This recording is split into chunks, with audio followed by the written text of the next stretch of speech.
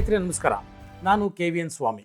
ನಿನ್ನೆ ತಮಿಳುನಾಡಿನಲ್ಲಿ ಪ್ರಧಾನಿ ನರೇಂದ್ರ ಮೋದಿ ಮಿಂಚಿನ ಸಂಚಾರವನ್ನು ಮಾಡಿದರು. ಚುನಾವಣಾ ಪ್ರಚಾರ ಭಾಷಣಗಳನ್ನು ಭಾಳ ಅದ್ಧೂರಿಯಾಗಿ ನಡೆಸಿಕೊಟ್ರು. ವೆಲ್ಲೂರು ಮತ್ತು ಮೆಟ್ಟುಪಾಳ್ಯಂನಲ್ಲಿ ಅವರು ಬೃಹತ್ ಸಾರ್ವಜನಿಕ ಸಭೆಗಳು ಮತ್ತು ಅದ್ಧೂರಿಯಾದಂಥ ರೋಡ್ ಶೋಗಳನ್ನು ಮಾಡಿದರು.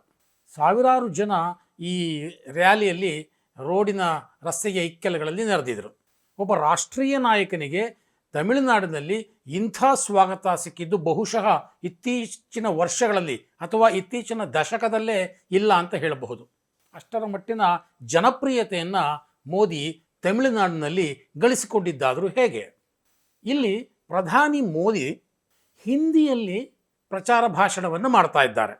ಬಹುಶಃ ಇತ್ತೀಚಿನ ವರ್ಷಗಳಲ್ಲಿ ಯಾವ ರಾಜಕೀಯ ನಾಯಕರು ಅಂದರೆ ಯಾವ ರಾಷ್ಟ್ರೀಯ ನಾಯಕರು ಸಹ ತಮಿಳುನಾಡಿಗೆ ಹೋಗಿ ಹಿಂದಿಯಲ್ಲಿ ಪ್ರಚಾರ ಭಾಷಣ ಮಾಡುವ ಧೈರ್ಯವನ್ನು ತೋರಿಸಿಯೇ ಇರಲಿಲ್ಲ.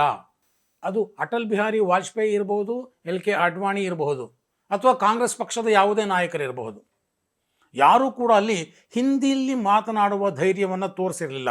ಕಾರಣ ತಮಿಳುನಾಡಿನ ಜನ ಹಿಂದಿ ವಿರೋಧಿಗಳು, ತಮಿಳುನಾಡಿನ ಜನ ಹಿಂದಿ ದ್ವೇಷಿಗಳು ಅನ್ನುವಂಥ ಒಂದು ಇಕೋಸಿಸ್ಟಮ್ ನಿರ್ಮಾಣ ಆಗಿತ್ತು. ಆ ಕಾರಣಕ್ಕೆ ಹಿಂದಿ ಮಾತನಾಡುವ ಮುಖಾಂತರ ತಮಿಳುನಾಡಿನ ಮತದಾರರ ಕೋಪಕ್ಕೆ ಬಲಿಯಾಗಬೇಕಾದೀತು ಅನ್ನುವಂಥ ಒಂದು ಭಯದಿಂದ ಯಾವ ರಾಷ್ಟ್ರೀಯ ನಾಯಕರು ಸಹ ಹಿಂದಿಯಲ್ಲಿ ಭಾಷಣ ಮಾಡುವಂತಹ ಗೋಜಿಗೆ ಹೋಗ್ತಾ ಇರಲಿಲ್ಲ. ಆದರೆ ಆ ಮಿತ್ತನ್ನು ನರೇಂದ್ರ ಮೋದಿ ಮುರಿದರು ಅಂತಲೇ ಹೇಳಬೇಕು. ಕಳೆದ ಕೆಲವು ವರ್ಷಗಳಿಂದ ನರೇಂದ್ರ ಮೋದಿ ತಮಿಳುನಾಡಿನಲ್ಲಿ ಹಿಂದಿಯಲ್ಲೇ ಪ್ರಚಾರ ಭಾಷಣವನ್ನು ಮಾಡ್ತಾ ಇದ್ದಾರೆ. ಅಂದರೆ ಅಷ್ಟರ ಮಟ್ಟಿಗೆ ನರೇಂದ್ರ ಮೋದಿಗೆ ಅಕ್ಸೆಪ್ಟೆನ್ಸ್ ಲೆವೆಲ್ ಬಂದಿದ್ದಾದರೂ ಹೇಗೆ?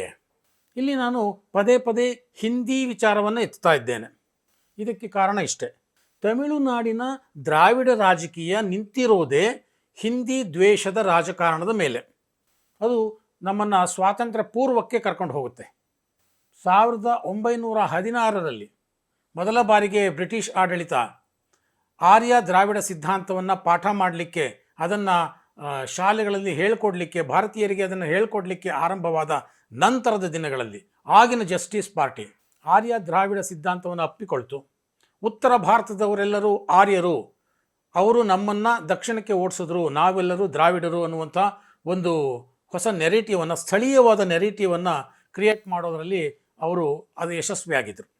ಅದಾದ ನಂತರದಲ್ಲಿ 1937ರಲ್ಲಿ ಕಾಂಗ್ರೆಸ್, ಅಲ್ಲಿನ ಬ್ರಿಟಿಷ್ ಭಾರತದಲ್ಲಿದ್ದ ಕಾಂಗ್ರೆಸ್ ಸರ್ಕಾರ ತ್ರಿಭಾಷಾ ಸೂತ್ರವನ್ನು ಪ್ರಸ್ತಾಪವನ್ನು ಮಾಡಿತು. ಇದಕ್ಕೆ ಆಗಿನ ಜಸ್ಟಿಸ್ ಪಾರ್ಟಿ ಹಾಗೂ ಪೆರಿಯಾರ್ ಉಗ್ರವಾಗಿ ಪ್ರತಿರೋಧವನ್ನು ತೋರಿದರು. ಯಾವ ಕಾರಣಕ್ಕೂ ಹಿಂದಿಯನ್ನು ಹೇರಿಕೆ ಮಾಡಬಾರ್ದು, ಅದು ಆರ್ಯರ ಭಾಷೆ, ಅದು ಭಾರತೀಯ ಸಂಸ್ಕೃತಿಯ ಪುರಾತನ ಸನಾತನ ಧರ್ಮದ ಭಾಷೆ, ಹಾಗಾಗಿ ನಾವು ಹಿಂದಿಯನ್ನು ಒಪ್ಕೊಳ್ಳೋದಿಲ್ಲ ಅನ್ನುವಂಥ ಮಾತನ್ನು ಭಾಳ ದೊಡ್ಡ ಗಂಟಲಿನಲ್ಲಿ ಆಡಿದ್ರು. ದೊಡ್ಡ ಹೋರಾಟವನ್ನೇ ರೂಪಿಸಿದರು.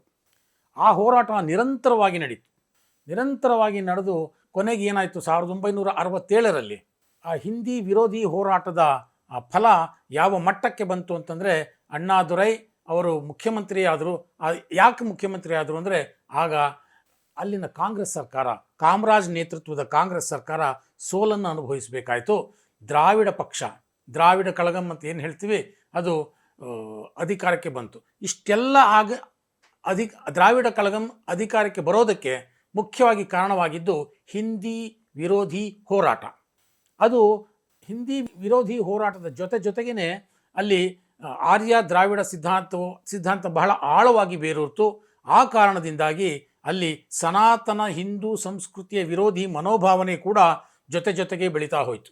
ಹಿಂದಿ ವಿರೋಧ ಮತ್ತು ಹಿಂದೂ ವಿರೋಧ ಇವೆರಡನ್ನೂ ಒಟ್ಟಿಗೆ ಸೇರಿಸಿಕೊಂಡು ಮಾಡಿದಂಥ ರಾಜಕಾರಣವೇ ದ್ರಾವಿಡ ರಾಜಕಾರಣ. ಈ ಹಿಂದಿ ವಿರೋಧಿ ಹೋರಾಟವೇ ತಮಿಳುನಾಡಿನ ದ್ರಾವಿಡ ರಾಜಕಾರಣಕ್ಕೆ ನಾಂದಿ ಹಾಡಿದ್ದು ಅಂತ ಹೇಳಿದರೆ ತಪ್ಪಾಗಲಿಕ್ಕಿಲ್ಲ. ಅದಾದ ನಂತರದಲ್ಲಿ ಅಲ್ಲಿಯವರೆಗೆ 1967ರವರೆಗೆ ಒಂದು ಪ್ರಮುಖ ಪಕ್ಷವಾಗಿದ್ದಂತಹ, ಆಡಳಿತ ನಡೆಸಿದ್ದಂತಹ ಕಾಂಗ್ರೆಸ್ ಪಕ್ಷ, ಅದಾದ ನಂತರ ಕಾಂಗ್ರೆಸ್ ಪಕ್ಷ ಇಲ್ಲಿಯವರೆಗೆ ತಮಿಳುನಾಡಿನಲ್ಲಿ ಅಲ್ಲಿ ಬೆಳೆಯೋದಕ್ಕೆ ಆಗಲೇ ಇಲ್ಲ. ಅದು ಯಾವ ಪರಿಸ್ಥಿತಿಗೆ ಬಂದು ನಿಂತಿದೆ ಅನ್ನೋದನ್ನು ನೀವೆಲ್ಲ ನೋಡಿದ್ದೀರಿ.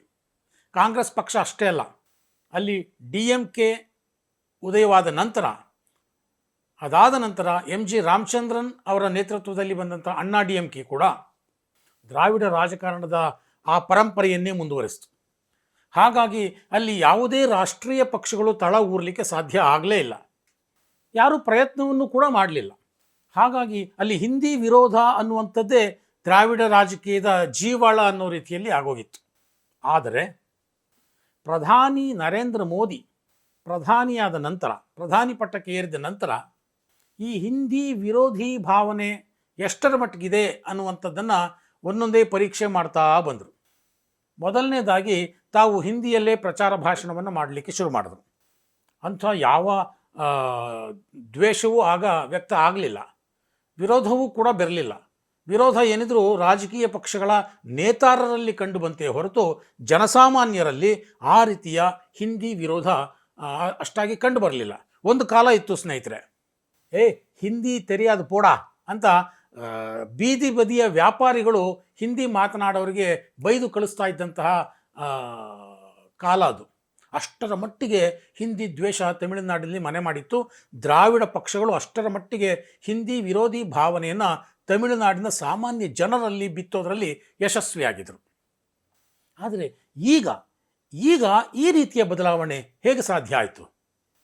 ನರೇಂದ್ರ ಮೋದಿ ಪ್ರಧಾನಿಯಾದ ನಂತರ ತಮಿಳುನಾಡು ಮತ್ತು ಭಾರತದ ಒಟ್ಟಾರೆ ಭೂಭಾಗ ಇದರ ನಡುವೆ ಆರ್ಯ ದ್ರಾವಿಡ ಮತ್ತು ಹಿಂದಿಯೇತರ ಈ ವಿಚಾರವಾಗಿ ಉಂಟಾಗಿದ್ದ ಕಂದಕವನ್ನು ಮುಚ್ಚಲಿಕ್ಕೆ ಒಂದೊಂದೇ ಸ್ಟೆಪ್ ಇಡ್ತಾ ಬಂದರು ನರೇಂದ್ರ ಮೋದಿ. ಅವರ ಪ್ರತಿ ಭಾಷಣದಲ್ಲೂ ಸುಬ್ರಹ್ಮಣ್ಯ ಭಾರತಿಯವರ ಸಾಹಿತ್ಯದ ಸಾಲುಗಳನ್ನು ಹೇಳೋದಕ್ಕೆ ಶುರು ಮಾಡಿದ್ರು. ತಿರುವಳ್ಳುವರ್ ಅವರ ಪದ್ಯದ ಸಾಲುಗಳನ್ನು ಹೇಳಲಿಕ್ಕೆ ಶುರು ಮಾಡಿದ್ರು. ತಮಿಳು ಸಂಸ್ಕೃತಿಯನ್ನು ಬಹಳ ಹೆಮ್ಮೆಯಿಂದ ತಮಿಳು ಸಂಸ್ಕೃತಿಯ ಬಗ್ಗೆ ಮಾತಾಡೋದಕ್ಕೆ ಶುರು ಮಾಡಿದ್ರು. ವಿದೇಶಿ ಗಣ್ಯರು ಬಂದಾಗ, ಚೀನಾದ ಶಿ ಜಿನ್ಪಿಂಗ್ ಬಂದಾಗ ಮಹಾಬಲಿಪುರಂಗೆ ಅವರನ್ನು ಕರ್ಕೊಂಡು ಬಂದರು. ಅಲ್ಲಿ ಅಪ್ಪಟ ತಮಿಳು ವೇಷವನ್ನು ಧರಿಸಿ ಅಲ್ಲಿ ಇಡೀ ಮಹಾಬಲಿಪುರಂನ ಪರಂಪರೆಯನ್ನು, ಆ ಸಂಸ್ಕೃತಿಯನ್ನು ಚೀನಾದ ಆ ನಾಯಕನಿಗೆ ಅರಿವು ಮೂಡಿಸುವಂಥ ಅಥವಾ ಅವರಿಗೆ ಆ ಮಾಹಿತಿ ನೀಡುವಂಥ ಪ್ರಯತ್ನವನ್ನು ನರೇಂದ್ರ ಮೋದಿ ಮಾಡಿದರು. ಇದೆಲ್ಲವನ್ನು ತಮಿಳಿನ ಜನ ಸೂಕ್ಷ್ಮವಾಗಿ ಗಮನಿಸ್ತಾ ಬಂದರು. ಇದರ ಜೊತೆಗೆ ಬಹಳ ಹಿಂದೆ ನಡೀತಿದ್ದಂತಹ ಒಂದು ಸಂಪ್ರದಾಯಕ್ಕೆ ಮತ್ತೆ ಇವರು ಆ ಜೀವವನ್ನು ಕೊಟ್ಟರು. ಏನದು? ಕಾಶಿ ತಮಿಳು ಸಂಗಮ್ ಏನಿದೆ, ಕಾಶಿ ಮತ್ತು ತಮಿಳುನಾಡಿನ ನಡುವಣ ಸಂಬಂಧ ಏನಿದೆ, ಅದನ್ನು ಮತ್ತೆ ಮೇನ್ ಸ್ಟ್ರೀಮ್ಗೆ ತರುವಂತಹ ಕೆಲಸವನ್ನು ನರೇಂದ್ರ ಮೋದಿ ಮಾಡಿದರು. ಸ್ನೇಹಿತರೆ, ಹಿಂದೂಗಳಲ್ಲಿ ಒಂದು ನಂಬಿಕೆ ಇದೆ. ಏನದು? ಕಾಶಿಗೆ ಕಾಶಿ ವಿಶ್ವನಾಥ ದರ್ಶನ ಪಡೆದ ಮೇಲೆ ರಾಮೇಶ್ವರಂಗೆ ಬಂದು ಪೂಜೆ ಮಾಡಿಸೋದು, ಆವಾಗ ನಮ್ಮ ತೀರ್ಥಯಾತ್ರೆಯ ಫಲ ಸಂಪೂರ್ಣವಾಗಿ ಫಲಿಸುತ್ತೆ ಅನ್ನುವಂಥ ಒಂದು ನಂಬಿಕೆ ತಲೆತಲಾಂತರಗಳಿಂದ ಇದೆ, ಶತಶತಮಾನಗಳಿಂದ ಇದೆ. ಅದನ್ನು ಮನಗಂಡಂತಹ ನರೇಂದ್ರ ಮೋದಿ ಕಾಶಿಯಲ್ಲಿ ತಮಿಳು ಸಮ್ಮೇಳನಗಳನ್ನು, ತಮಿಳು ಸಮಾವೇಶಗಳನ್ನು ಮಾಡಲಿಕ್ಕೆ ಆರಂಭ ಮಾಡಿದರು. ಆಗ ನಿಜಕ್ಕೂ ಹಿಂದಿ ಮತ್ತು ತಮಿಳು ಭಾಷಿಕರ ನಡುವಣ ಇದ್ದಂಥ ದೊಡ್ಡ ಕಂದಕ ಬಹಳ ದೊಡ್ಡ ಮಟ್ಟದಲ್ಲಿ ಮುಚ್ಕೊಳ್ತಾ ಬಂತು. ಅದಾದ ನಂತರ ನೂತನ ಸಂಸತ್ ಭವನದ ಉದ್ಘಾಟನಾ ಸಮಾರಂಭದಲ್ಲಿ ತಮಿಳುನಾಡಿನಿಂದ ತಂದಂತಹ ಸೆಂಗೋಲನ್ನು, ಅದಕ್ಕೆ ನೀಡಬೇಕಾದ ಎಲ್ಲ ರೀತಿಯ ಗೌರವಗಳನ್ನು ನೀಡಿ ಅದನ್ನು ನೂತನ ಸಂಸತ್ನಲ್ಲಿ ಅದನ್ನು ಪ್ರತಿಷ್ಠಾಪನೆ ಮಾಡಿದ್ದು ನರೇಂದ್ರ ಮೋದಿಯವರು. ತಮಿಳು ಮತ್ತು ಹಿಂದಿ ನಡುವಣ ದ್ವೇಷವನ್ನು ಶಮನಗೊಳಿಸುವುದರಲ್ಲಿ ಆ ಒಂದು ಕ್ರಮ ಬಹಳ ಮಹತ್ವದ ಪಾತ್ರವನ್ನು ವಹಿಸ್ತು ಅಂತ ನನ್ನ ಒಂದು ಅನಿಸಿಕೆ ಸ್ನೇಹಿತರೆ. ಇಷ್ಟೇ ಅಲ್ಲ, 2022ರಲ್ಲಿ ತಮಿಳುನಾಡಿನ ಶ್ರೇಷ್ಠ ದಾರ್ಶನಿಕ ರಾಮಾನುಜಾಚಾರ್ಯರ ಬೃಹತ್ ಪ್ರತಿಮೆಯನ್ನು ಹೈದರಾಬಾದ್ನಲ್ಲಿ ಉದ್ಘಾಟನೆ ಮಾಡಿದರು. ಸೊ ಇದೆಲ್ಲವನ್ನು ನೋಡ್ತಾ ಬಂದಂತಹ ತಮಿಳುನಾಡಿನ ಜನತೆಯ ಮನಸ್ಸಿನಲ್ಲಿದ್ದಂತಹ ಹಿಂದಿ ವಿರೋಧಿ ಭಾವನೆ ಏನಿತ್ತು ಅದು ನಿಧಾನವಾಗಿ ಕಳಿಸ್ಕೊಳ್ತಾ ಬಂತು. ಪ್ರಧಾನಿ ನಮ್ಮವರು ಅನ್ನುವಂಥ ಭಾವನೆ ತಮಿಳುನಾಡಿನ ಜನಕ್ಕೂ ಬರೋದಕ್ಕೆ ಶುರುವಾಯಿತು. DMK ಮತ್ತು ಅಣ್ಣಾ DMKಯ ನಾಯಕರು ಬಿಟ್ಟರೆ ಬೇರಾರೂ ನಮ್ಮ ನಾಯಕರಲ್ಲ ಅನ್ನುವಂಥ ಮನಸ್ಥಿತಿಗೆ ತಲುಪಿದ್ದಂತಹ ತಮಿಳುನಾಡಿನ ಮತದಾರರು ಅಥವಾ ತಮಿಳುನಾಡಿನ ಸಾಮಾನ್ಯ ಜನ ನರೇಂದ್ರ ಮೋದಿಯೂ ಕೂಡ ನಮ್ಮವರು ಅಂತ ಒಪ್ಪುವಂಥ ಒಂದು ಮನಸ್ಥಿತಿಗೆ ನಿಧಾನವಾಗಿ ಬರೋದಕ್ಕೆ ಶುರು ಮಾಡೋದು. ಇದೆಲ್ಲದರ ಕಾರಣದಿಂದ ಇವತ್ತು ಪ್ರಧಾನಿ ನರೇಂದ್ರ ಮೋದಿ ತಮಿಳುನಾಡಿಗೆ ಹೋದರೆ ಭಾರೀ ಸಂಖ್ಯೆಯಲ್ಲಿ ಜನ ಸೇರ್ತಾರೆ. ಯಾವುದೇ ರಾಷ್ಟ್ರೀಯ ನಾಯಕರಿಗೆ 1967ರ ನಂತರ ಈ ಮಟ್ಟದ ಪ್ರತಿಸ್ಪಂದನೆ ತಮಿಳುನಾಡಿನಲ್ಲಿ ಸಿಕ್ಕಿರಲಿಲ್ಲ. ಈ ಕಾರಣಕ್ಕಾಗಿಯೇ ಈ ಬಾರಿ ತಮಿಳುನಾಡಿನಲ್ಲಿ ಮೋದಿ ಪರ ಪ್ರಚಾರ ದೊಡ್ಡ ಅಲೆಯನ್ನೇ ಸೃಷ್ಟಿ ಮಾಡಿದೆ.